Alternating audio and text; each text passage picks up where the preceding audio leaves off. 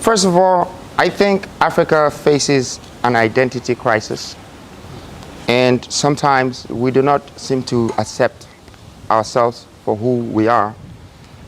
And if we don't know who we are, then how are we going to find ourselves to see who we're becoming? You see, there are black people everywhere in the world. We're in America, we're in Jamaica, we're in Japan, we're in China, we're in America, and we're in England. But every black person that you find them tag themselves with another country. I'm black British, I'm black American, I'm Jamaican, I'm African American, I'm this, I'm that. Yeah. So how many type of black people do we have in this world? That's the question I have for them first. Africa is the future? No, the future is Africa. Hey, so what does that mean? It's just that Africa has been in the doomed for so long that when you put Africa in a sentence, the answer or the questions that comes out, it's negative, it's shambles, it's improhibitant, it's not accepted. So we have a hidden future that we're not supposed to tell the world that Africa is the future, but the world is supposed to find out that the future is Africa. Are you planning to start a revolution? Well, revolution, it's practically not started. Revolution is sensed as an opportunity of changes. So it's time that we change our perspective for living, our mindset for developing. And it's time that we retrieve the culture that we have lost to foreigners. We look at the Western to have a traditional culture. When we have a culture that we're supposed to build a system that envelope and control the economy, the systems, the development of our own nations, but yet we're always looking elsewhere, thinking that our culture is going to come from there, thinking that our help is going to come from there, thinking that our investment is going to come from somewhere else. Why do you sit on a gold mine and still look for gold? Why do you sit on a gold mine and still look for it? You're sitting on it. You don't have to be looking for people to come and show you that this is gold, this is oil, this is maize, this is that.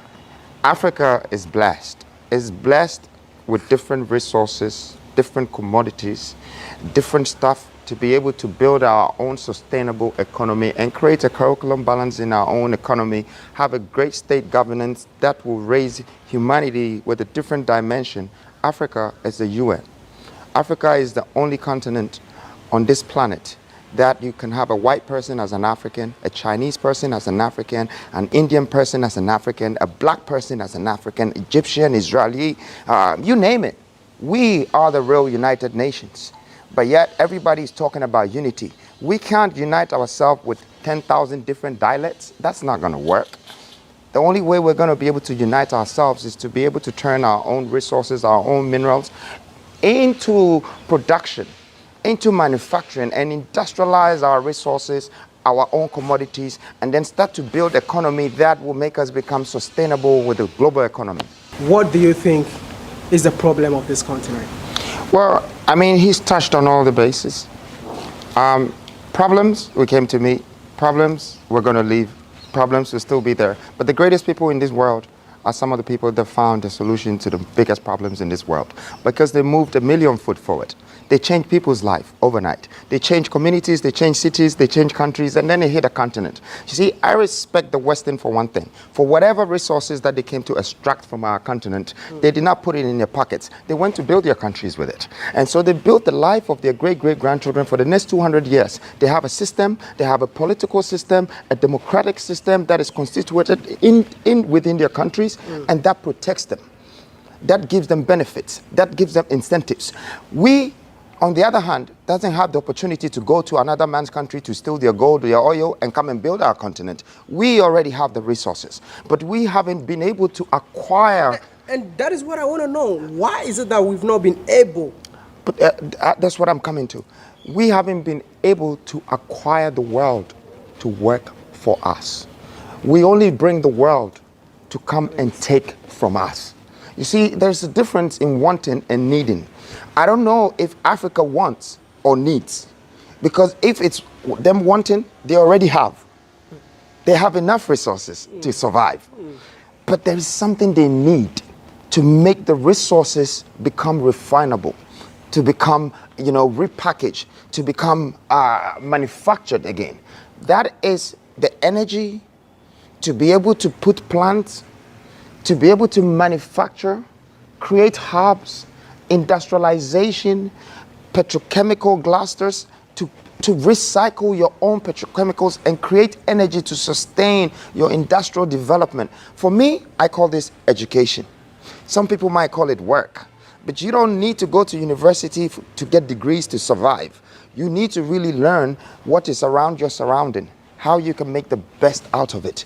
That is education. Africans need to be educated by their own resources, by their own tradition, by their own culture, by their own state governance. It shouldn't be from the Western. It shouldn't be from Asia. It shouldn't be from anywhere else. If anybody visited Africa, it's because they are coming to congratulate us for how well we have built our nations and our continent, not because they found out that there's gold and oil here, so they're coming to take their share. This is the change that we are asking for the youth of today. This is the revolutionary movement we're talking about. We don't have a fight with anybody. We're not fighting with our fathers, with our leaders. We're just saying that, look, we want to change because we're thinking the likes of the Western for the future of our children's children and our race and our culture to be respected. How are we gonna, bring that change that we're looking for? What are the steps that you guys want to take, or is that one to be behind the scene? Well, we will probably not be standing here telling everybody the skills that one needs to use to be able to acquire and apply acquisition and ownership and this and that. But one thing that people should understand from the way we're speaking is that we're not labeled, we're entitled. We know what belongs to us, and we know how we can turn that into something else that people will benefit from.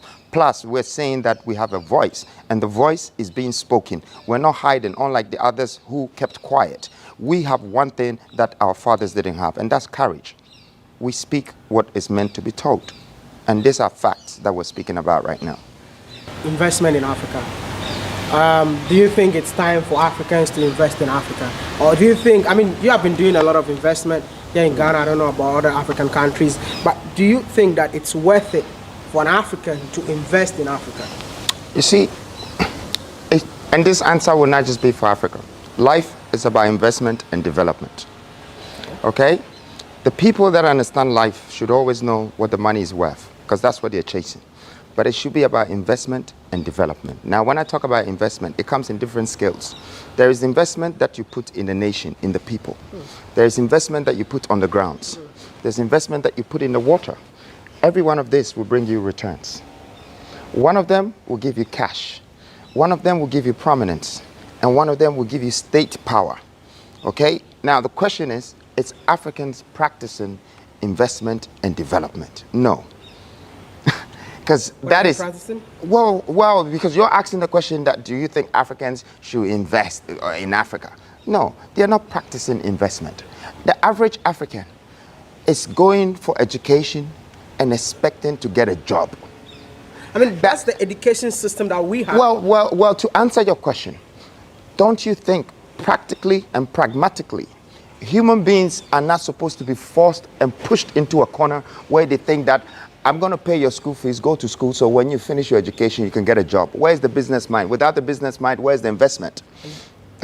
So that's what I'm saying. There's something wrong with our education system. Absolutely, yes. Why do I believe so? Because people think that education is only when you walk into school and apply academic resources.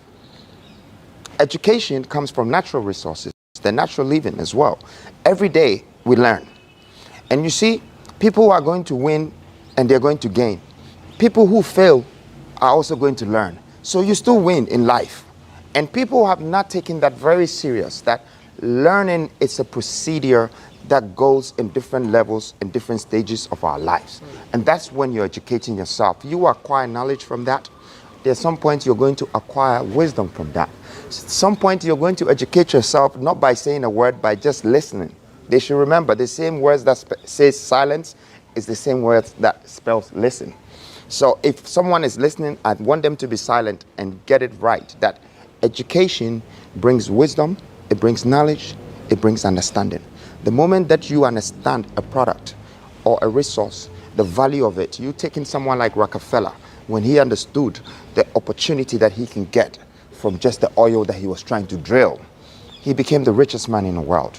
You take in Mansa Musa. Mansa Musa did not go to university and acquire degrees, but he realized that the value on the ground as gold, if he can mine as much and turn it to coins, he built universities out of it, Timbuktu. In fact, he's the richest man that ever lived, and he came from Africa. This is a great history for Africans to learn from, because this should be in our educational academic syllabus. Learning about our people and how they became successful. And that's why I started this whole discussion about we always looking up to the Western and not looking up to ourselves. What African buys made in Africa, apart from the food that they think is cheap or free? Anything else from Africa, we're knocking it. Anything that is from black on black, we're knocking it. And you know, people are blaming some Westerners and some white people for destroying Africa, when we just have to wake up and stand up to the people who are doing wrong to us, to the people who are not accepting our values, to the people who are not adding value to society and building our continent. This is what we're not being courageous about. For me, all this is part of education. And guess what? Education is the biggest investment, and it comes out of development. So that's the equation. Those who are listening, they should get the numbers. That's all we have. We're numbered for days. And whilst we're here, the time that you have invested in us today is the time that you have had us to open our mouths for the entire continent to hear that great minds coming together can give you a degree that you spent 8 years to acquire in university just in 30 minutes. I mean, this is like Jay-Z saying that I'm selling your whole life on $9.99. But I'm just saying, this very moment, we are sharing wisdom, knowledge, courage, you know, things that would make people understand that being black is not a curse, but it's power. First of all, I think Africa faces an identity crisis. And sometimes we do not seem to accept ourselves for who we are.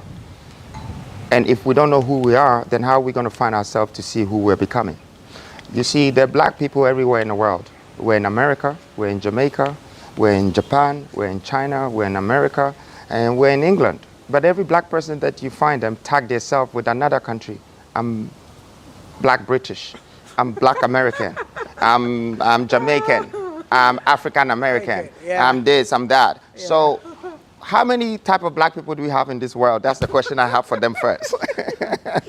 That's the first question I want to ask Africans before I share my words with them. So for me, identity crisis is one thing. That how do we build a society together, a nation that would not be disregarded, but would be accepted and respected within this whole global conglomeration?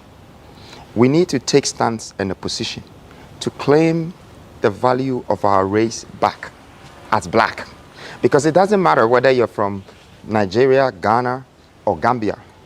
If you put us in front of the Chinese man, he doesn't know the countries we're from. Exactly. If you put us in front of the American man, he doesn't know. He just knows that we're Africans and we're blacks. Therefore, we only represent one continent and one race. I just don't want you to be gassed. That if there is no one telling you the truth, I'm sharing this truth with you now. As much as your own hates you, all you have is him. Because no matter what you do, you're always going to be seen as a person in front of you. And if he doesn't respect you, or if you don't respect him, you both don't have respect for yourselves. And if you don't have value for each other, you both don't have value for the world. So Africa is on a rise because great minds have started to think like this and have accepted truly who we're becoming.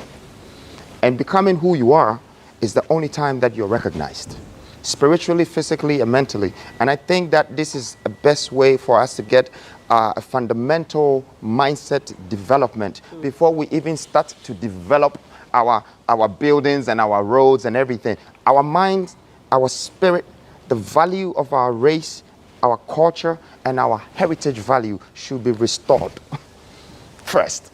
And to be able to know where we belong to in society. I'm a true African, and I represent a black man. I will never turn my back on them. There's so many of them have disappointed me. So many of them have let me down. So many of them have turned their back on me. But I decided not to, because they're all I have. As much as they don't see me, I see them. And these words that I'm sharing with Africans is because I truly want them to know that the beginning of success comes from genuineness. That genuine thinking, that genuine way of giving the best to people, because quality should be high intention and a skillful execution. See, if you have high intentions for people, you can skillfully execute everything around people. And that's when quality is restored. And quality is value. Value is currency. Currency is the money everybody's chasing. Before we all want to go around chasing money, first of all, we need to build the foundations first. The foundation that will restore a nation is more important than the mindset that will let us go into reclamation. We will be drawn back. We will be set back. The reason why I love what you said so much is that the time is now. Exactly. There is no other time. There is no other day. It is now. The future started yesterday. We are already late. So we should see that as the past has become so painful, historic moments, that pain should become the strength that draws us from our weakness and make today, the present, become a gift. So we can see into the future that what our fathers didn't do, we have to finish it. The dreams that they couldn't actually accomplish, we have to finish those dreams. The mistakes that they did, we have to learn from that. We've had some greatest leaders in Africa. We've had the likes of Kwame Nkrumah, the likes of Gaddafi, the likes of Mansa Musa and Nelson Mandela, and people that even the whole world is looking up to. But yet, we're refusing to adopt these spirits in our forefathers. And we are only trying to find faults amongst ourselves because we have labeled ourselves different. And I would like to end this by saying black British, black American, black Chinese, black whatever, and we don't know who truly we are as black. We're one.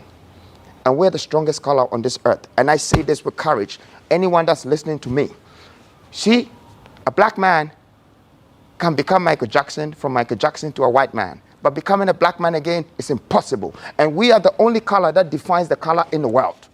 Anybody else have a different skin color, it's a black person. The Indian is close to a Chinese man. The Chinese man is close to the white man. The white man is close to whatever. We are the only color that differentiate humanity as in different species. And that alone is a warning from God, telling us that we are something special. Are we God's chosen one? Of course. You know why? No. You know why we're God's chosen one? Black people are the most disappointing, most perpetrators, most betrayal humanity on this planet. But guess what?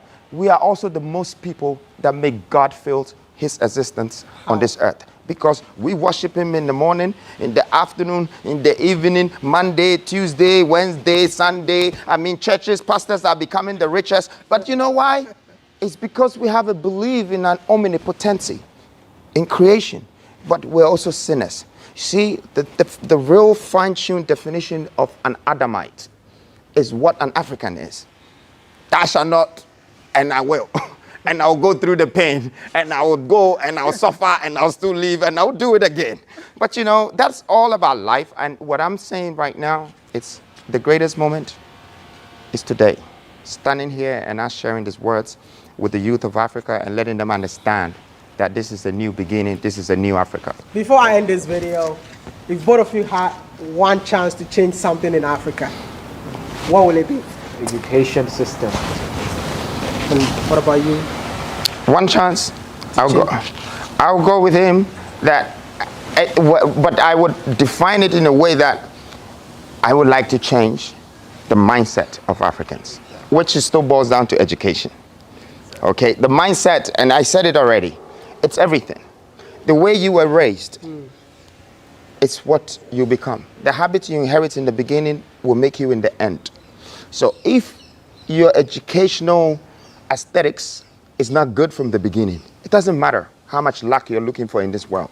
Success would always stay far away from you. So we really need to change the mindsets of our people. And that's why we're standing today as the youngest leaders of today, building the New Africa Foundation, the Freedom Movement, because we're speaking into the youth's mind, that the people who are coming up, the likes of the 10-year-olds, the 5-year-olds, the 15-year-olds, who have a few more decades to explore life. I believe my future is in the hands of those people. I don't believe my future is in the hands of an 85-year-old man who has lived future already, cannot build a future for me. He's wise enough to educate me, to take me through his experience and share wisdom with me. But to say that he's going to build my infrastructure, he's going to build this, he's going to build my educational system, this guy is really tired. And I know by the time I'm 85 too, I'll be tired. I probably will not be speaking like this, but I'll have more experience. So it's really time for us to invest in the youth, and the youth needs education.